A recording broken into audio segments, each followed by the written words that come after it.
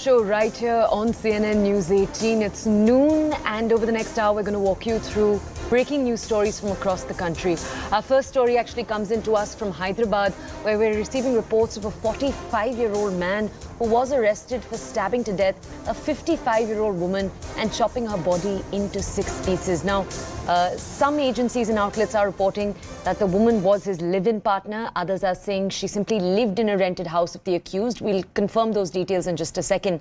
But he chopped the body into 6 parts with the help of stone cutters and knives. We're learning more details in just a second. First, take a look at what the police had to say about the incident. The accused name is Chandramohan, age 47 years. The motive behind this murder is because of financial transaction between this lady and accused. And this deceased lady is staying in the rented in the rented house of the accused. So during the discussion between these two people, and on the 12th of this month, he stabbed her.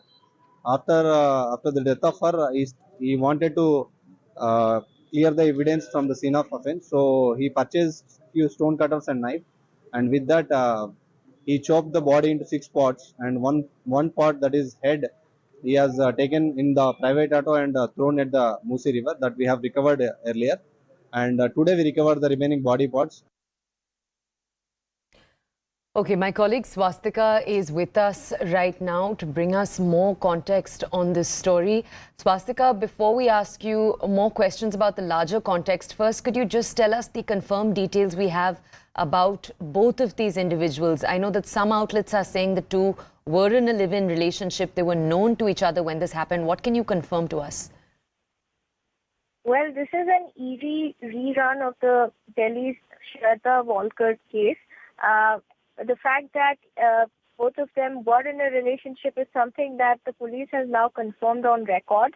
The deceased was a widow, and the accused in this case, Chandramohan, lived in her apartment, and they knew each other very well. The deceased had loaned an amount of 7 lakh rupees to Chandramohan at an interest, which he failed to pay in time. And when the victim constantly kept asking him about when he would pay her back, the accused in this case hatched a conspiracy, and a gory one, wherein he first chopped her body in 6 parts, and then the severed or decapitated head was found near a footpath here in Hyderabad a week ago.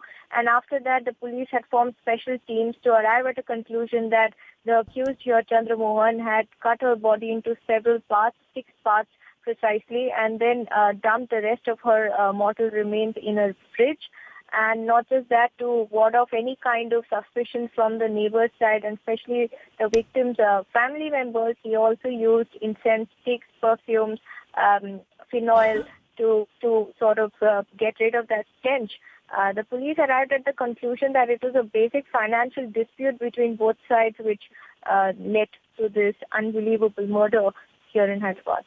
Okay, Swastika, I just want to ask you, I'm reading in some outlets that the perpetrator also had the victim's phone. So similar to the Shraddha Walkar case, he had the victim's phone and was texting from it. Is that true? Can you confirm that?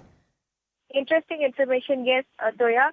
In fact, what the accused did after murdering the victim, I believe the murder took place on the May 14th, the accused chopped her body parts, threw off the head at some footpath near the Musi River here in Hyderabad, stored the rest of her body parts in a refrigerator, used phenol and other kind of substance to ward off stench. And not just that, he went one step ahead, took over the victim's phone number, hacked into her bank accounts, and not just that, informed the rest of her relatives, dropped regular messages to them in a bid to ward off any kind of suspicion, which is why the police took so much time to arrive at a conclusion that the woman had been murdered, and that the murderer was none other than the very neighbor that she had cordial relationship with. Also, with regards to the woman having some kind of an illicit relationship with the accused in this case, is something that we've asked preliminary information to the local police. They have gathered the information based on what they've heard from other party sources. But it cannot be firmly established whether they had any other kind of relationship or not. All right, Swastika, do stay with us. We have activist and lawyer Abha Singh with us on the phone. Good afternoon, Abha. I just want to understand from you, this is obviously one in multiple cases. There's the Shraddha Walkar case. There's also the Nikki Yadav case that played out in Delhi. Example after example of domestic abuse taking place against women. Can I ask you, Abha, what needs to be done in a larger sense here to make sure incidents like this aren't repeated? If you see in that around within 800 people there is one cop. So what natural? It is not possible for police to reach every house. So this is here where the community policing comes in, the neighbor's role comes in, because these are all consensual relationships in today's world, and it is happening in the four walls of the house. So we cannot blame the police for such heinous offences. But the bigger issue is that the neighbors and all should be made accountable. It should be our duty to ensure that if a domestic violence is happening in the neighborhood, if there are some evidences, we should report to the local police. We should take the victim into confidence. And if we don't step in, it would be very difficult to save our girls from such brutality. Ma'am, the fact that these incidents are even being able to take place, you said, obviously neighbors need to be more aware. But the fact that in a situation like this, the incident happened, it took a few days for the police to discover. It's tricky because this is also obviously a symbol of the fact that we're moving into times where we live isolated lives. Does there need to be more facilities in place to track women, to make sure that women are safe? What can be done here? If you see what a huge population India has, so tracking each and every woman would not be possible till the time we go down to the beat policing. In the olden days, every area used to have a beat constable. There used to be the local police station. And also the parents should also know that if their daughters have gone in, living somewhere, having problems, they should bring it to the notice of the local police. Till the time we don't walk up to the police station, as I said, it is very difficult because we know how difficult it is to reach every home. And every second home, if you go by figures, every third home in India today is facing domestic abuse, domestic violence. So, but one more important thing I would say is fear of the law. This clearly shows that we may have the harshest of the laws, but there is no fear of the law.